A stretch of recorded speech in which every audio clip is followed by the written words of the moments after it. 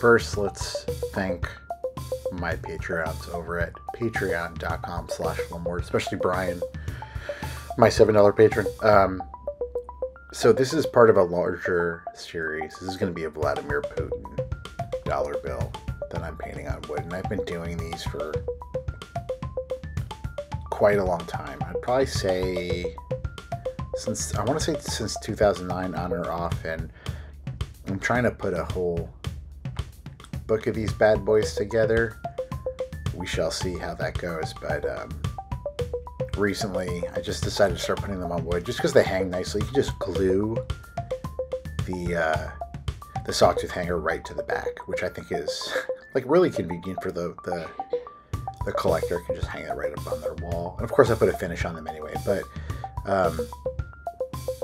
you know, they're dollar bills, incredibly annoying to frame, and most of the frames you can find are like giant lucite like blocks. I started making $1 bills in 2009 just because I thought the George Washington bill was kind of iconic, and then I was just using them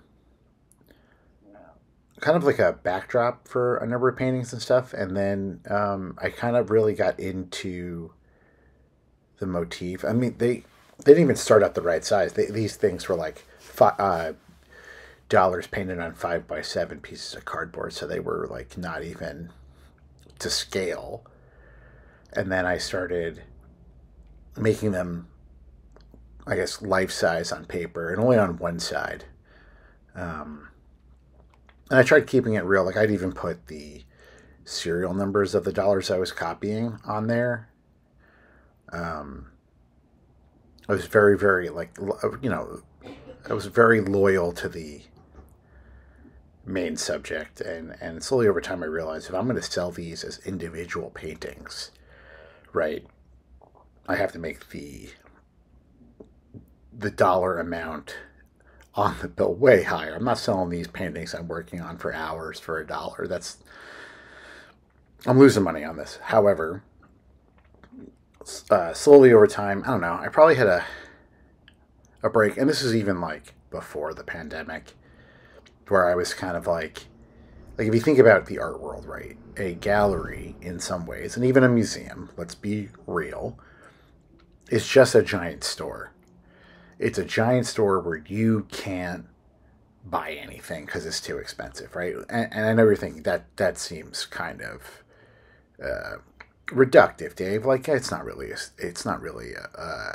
store. But if you think about it, right, all of those, often if you go to the museum, you look at the title card, and there is like gift of whatever Richie Rich and his wife Mrs. Rich, and or on loan from the collection of him, blah blah blah, and just because you can't afford the products doesn't mean you're not in the store, right? I mean, like, I don't know, when I was a kid, we'd go, was it the Short Hills? I want to say the Short Hills Mall in Short Hills, New Jersey, and we'd go to the FAO Schwartz. I never was allowed to buy anything from FAO Schwartz, but we would go in there just to take a look. So, I mean, really, the museum and the store are not far off.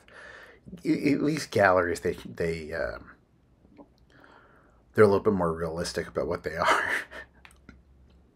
And if it's a good gallery, and I have a pet peeve about this, obviously, they put their prices right on the metadata card. I don't know what about you, but like, if you've ever gone to like a New York gallery and they don't have the prices on there, that's a choice. That's a tactic. And they know that if you are not wealthy enough to even try and buy one of these pieces, you're not going to even ask for the price list. And I always ask for the price list, because you can make the whole argument that, oh, art shouldn't be about money, and you're right. I totally agree with that. Art shouldn't be about money, but when a gallery, a curator, an artist puts a monetary value on a work of art,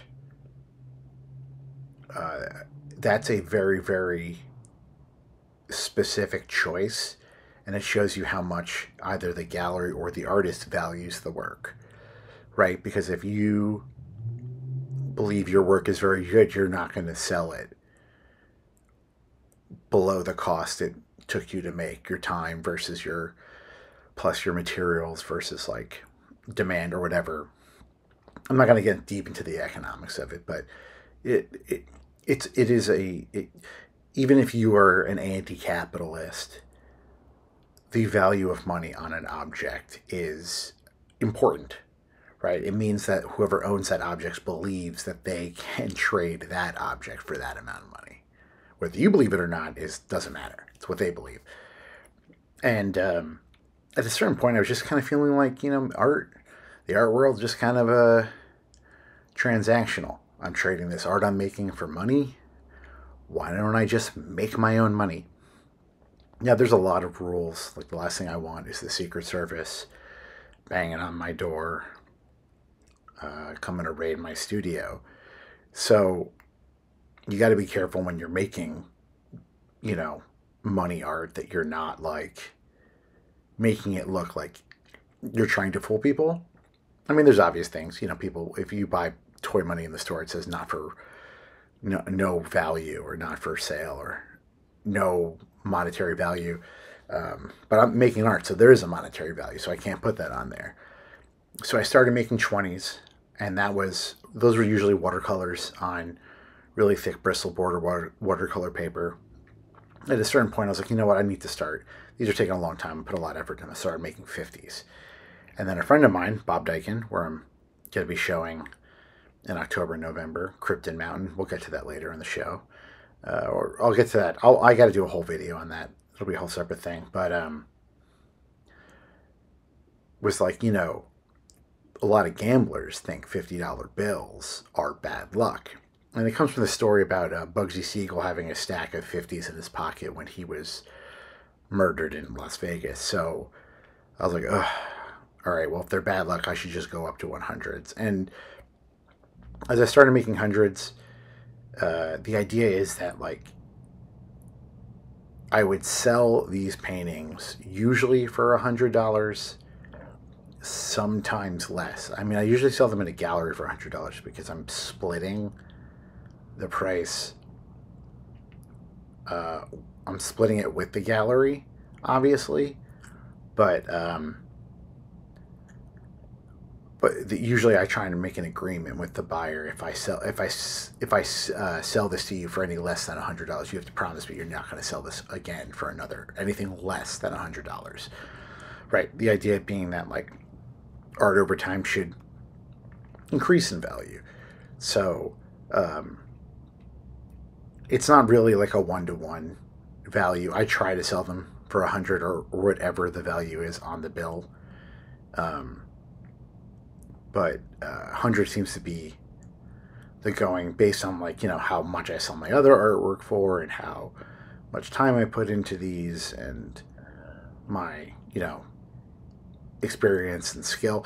And actually doing these on wood kind of changed the game a little bit, because these are like ready to go. Also, they're a little bit more fun. They're a little bit more fun to handle too. But all of these, including this Putin dollar bill I'm working on, these all have a sawtooth on the back. And so, I mean, I'm not going to spend the whole time talking about, like, the book I'm working on of cataloging all of these dollars. I have not cataloged the dollars, certainly not this one. But I chose Putin because of his recent talks with Trump, where he's, I guess, trying to convince him to give Russia back Alaska. I don't know. But I don't know. I have this. There are all kinds of conspiracy theories around Vladimir Putin, and my favorite one is that Vladimir Putin might be the richest man in the world, and no one knows it, because he has a tendency to keep the oligarchs of Russia on a tight leash, as well as there's a lot of rumors that he's hiding a lot of his wealth under the radar and with his family members and ex-wife. And so on paper he may only be a multimillionaire, but in reality, he may be one of the richest people on the planet because of the way he's hiding his wealth. I don't have any of the evidence. Obviously, this is, this is the internet. No one would ever lie on the internet, so who knows if there's actual truth to this. But it makes a lot of sense when you see the way he governs. But I guess getting back to the actual painting, you'll notice I'm actually doing two of these dollars. I don't know which one this one became. This might have become the Toxie dollar bill or the Peter Thiel dollar bill I did after another billionaire. But often when I'm painting, I'm usually doing two paintings at once to give myself a chance to let the paint dry. I have a bad habit of applying paint when the paint isn't even totally dry, and which is fine if I'm trying to blend, but if I'm not trying to blend, it can be real pain. So sometimes I like to switch back and forth so I don't have to sit there doing nothing. At least I'm using some of that downtime to create another painting. But I guess the last thing I'll talk about is that the Strange Offering Sticker Club over at patreon.com/LaMorte. Now every sticker pack is $5. This is a discount from the normal 10. We're going to try this for a little while to see if I can... I've been doing this for a few years, since 2023, and I felt like, that I know what I'm doing, maybe I can lower the price because I've kind of figured out a lot of the bumps in the road, and this way I can hopefully increase the collector base.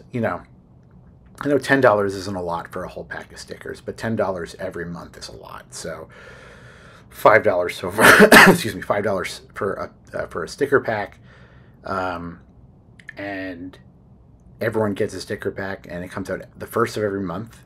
I'm actually packing September's as we speak, and if you want to go over to Patreon, check it out, and also stay tuned for more information about my show at Basecamp Gallery and studio in Metuchen, New Jersey. Bob Dyken's going to be hosting me and Cryptic Mountain.